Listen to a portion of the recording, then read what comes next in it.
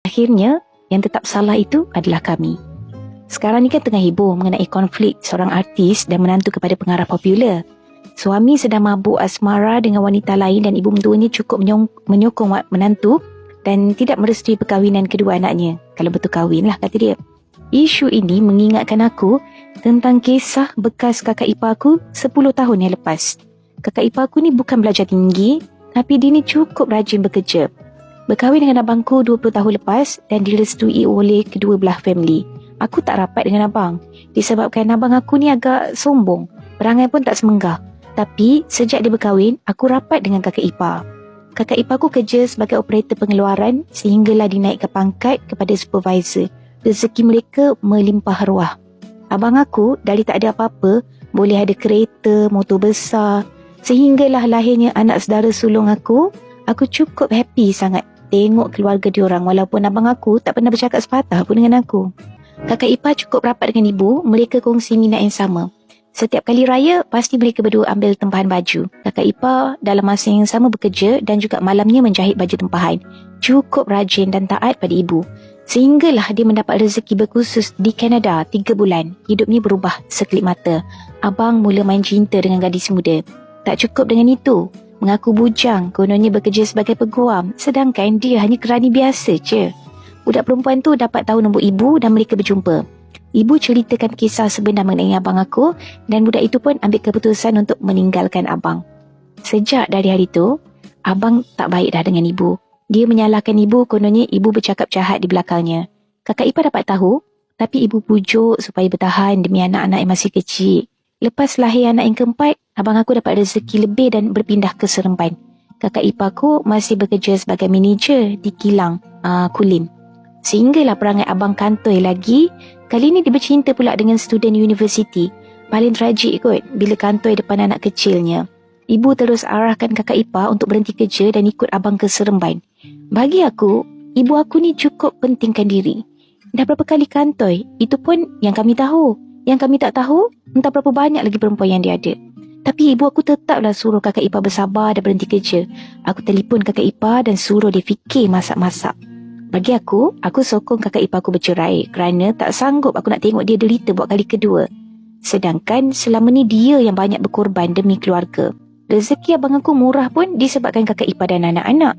Tapi abang aku masih tak sedar diri. Dah tua tapi belagak muda. Perempuan skandal dia tu pun lebih kurang umur dengan anak sulung. Kerana aku sokong kakak ipar bercerai, aku mula di pulau satu keluarga. Ibu marahkan aku kerana hasut kakak ipar supaya bercerai. Sebenarnya aku dah lama tahu dah abang aku bersekedudukan dengan perempuan tersebut. Oleh sebab itulah aku sebagai perempuan, aku tak nak tengok wanita semulia seperti kakak ipar aku itu dizalimi sesuka hati. Kakak iparku akhirnya failkan perceraian. Kali ni dia nekat dan abangku pun terpaksa menceraikannya. Cerita ni tak tamat lagi. Setelah mereka bercerai, kekasih muda abang aku mula cuba untuk ambil hati kedua ibu bapaku. Mula-mula diorang tak layan, of course lah. Tapi lama-kelamaan mereka mula terima dia. Sedangkan dulu mereka lah yang paling lantang untuk tidak merestui hubungan abang aku dengan kekasih muda dia. Mulalah keluar cerita yang tak baik tentang kakak ipar aku. Ibu aku pula mula lupakan jasa-jasanya. Mulalah cakap, dulu kakak ipar tu terlalu sosial dan tak suci waktu kahwin dengan abang. Kakak ipar juga dihina konon tak ada ijazah, cuma ada STPM. Sedangkan kekasih baru abang aku tu ada diploma. Mulalah cakap tak setaraf bagai. Ibu lupa sebenarnya anak lelakinya sendiri tu pun bukannya baik. Ijazah pun tak ada, duk habiskan duit bini je. Tapi ibu lupa semua tu kerana sayang dan sokong anak lelakinya. Begitulah seorang ibu dah mentua. Menantu tetap orang luar dan anak lelakinya tetap tak salah walaupun dia mensalimi anak perempuan orang lain. Sejak dari itu aku memang tak ambil tahu dah tentang abang. Aku masih berbaik dengan kakak ipar hingga sekarang. Dan pada tahun ini kakak ipar aku berjaya dengan kariernya. Nasib baik lagi dia tak berhenti kerja seperti yang disarankan oleh ibu aku. Anak-anaknya juga dah besar. Yang sulung anak lelaki dah bekerja dan hidup mereka bertambah stabil. Tak lama lagi kakak ipar aku akan menimang cucu. Abang aku, kekasih muda pujaan dia dulu tu, meninggalkannya terkontang-kanting. Sekarang ini dia mengharapkan ihsan dari ayah untuk teruskan hidup. Kifarah is real, guys. Aku banyak belajar tentang Kifarah bila mengingatkan kisah kakak ipar aku. Sesungguhnya dia adalah Iron Lady, cukup kuat. Walaupun dia tahu ibu menghinanya, dia masih menghormati ibu sampai sekarang. Itulah kisah seorang ibu mentua dan menantu. Dulu ditatang, disayang, tapi bila ada konflik, cukup mudah melupakan jasa menantu dan menangkan anaknya walaupun dah sah anaknya itu bersalah. Tapi itulah kebanyakan ibu di dunia ini. Lebih-lebih lagi anak lelaki memang akan ditatang lebih dari anak perempuan. Seorang ibu boleh maksa menantu supaya bersabar hadapi ujian kerana anak lakinya sendiri buat pasal. Tak fikir langsung perasaan menantu yang juga wanita sepertinya. Bagi aku, kakak ipar dah menunjukkan dia menang dan abang aku kalah. Aku doakan semoga kakak ipar dan anak-anak dimurahkan rezeki dan kebahagiaan tidak terhingga hingga ke akhir hayat. Aku sayang kakak iparku.